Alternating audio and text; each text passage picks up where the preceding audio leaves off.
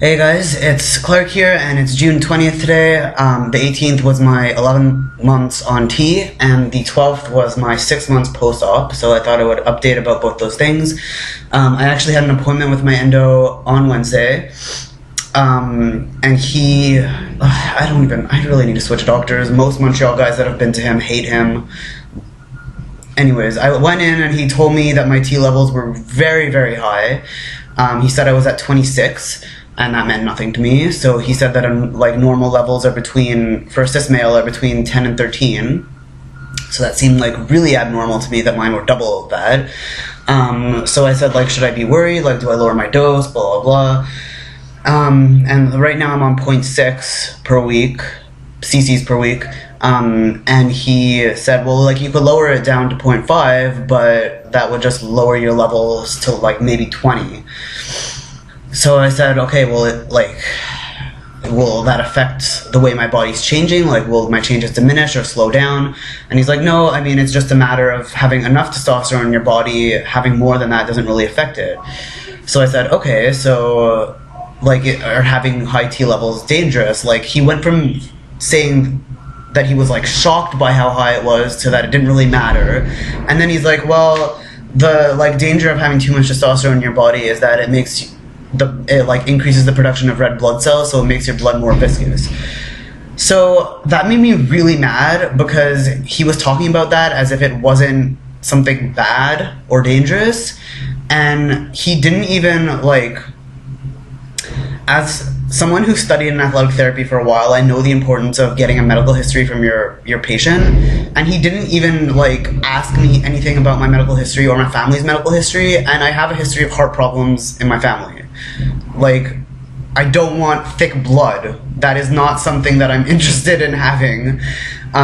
So he told me that I didn't have to lower my dose, but I did my shot the next day and I decided to lower it to 0.5. So we'll see what happens, because I don't know, he's just so... Anyways, and then I made up some BS story about how I was going on a trip for 7 months, so I was gonna need to have 2 vials at one time. So he wrote me a script for that, at least, so that if there's another shortage, I could go get 2 vials.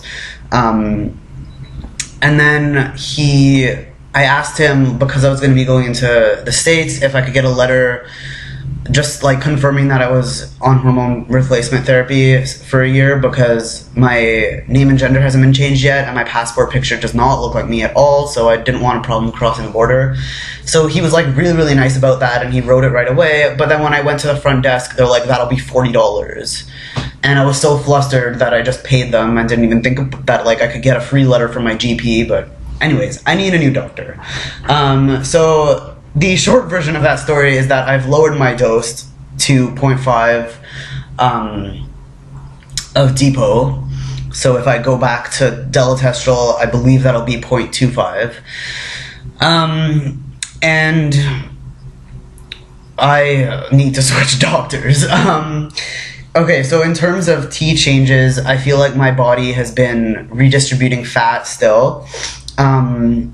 And I'm not attributing that to training anymore. I think it is definitely the testosterone, because I kind of stopped doing cardio. I'm biking, but I stopped doing interval training, and I feel like my body's still changing. So there's that. There's hair still everywhere, which not happy about that. And I feel like my muscles are... I don't know how to explain this. The way they work is still changing.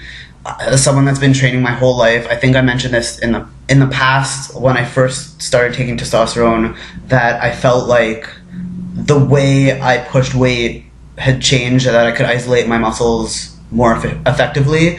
And I feel like in the past month or two, that has changed again, specifically with my shoulders and my chest, which have always been problem areas for me.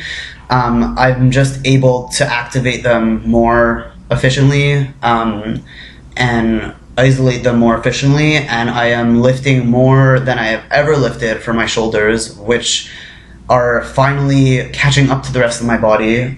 Before testosterone, I think the most I'd ever done for like a seated dumbbell press was maybe 30 pounds. And I'm lifting 50s now. So that's fucking great. I'm loving that. Hopefully I'll get like cannonball shoulder soon. And yeah, so I don't think there's much more to say about testosterone changes. This video is very long already. So chest stuff. This is what my chest looks like now.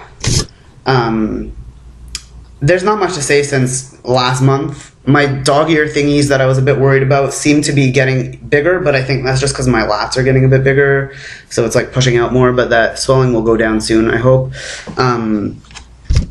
That spot's still, I don't know. I'm sorry if my chest looks gross, I just put sunscreen on because I was going to go outside. Yeah, that spot's still like a little bit hard, but it's getting better all the time. And I just feel like I've at least increased the size of my chest, which is great. Like I said, the muscle, my pecs are just working better than they have in the past. So that's kind of fun. And I just feel like in general, I've gotten maybe a little bit thicker. I don't know. I hope so. Yeah, I have no idea. I'm gonna weigh myself hopefully soon and see if I put on any mass. But yeah, so that's pretty much it for chest updates and for testosterone updates. I also wanted to mention quickly that I'm gonna be in Toronto for Pride. I'm going with Matisse and Ting and another friend, Gabby, and we're gonna be getting there very, very early in the morning or very early in the morning, the 26th, or very late at night, the 25th, and we're staying until the 29th. So if you are in or around Toronto and want to meet, just let me know.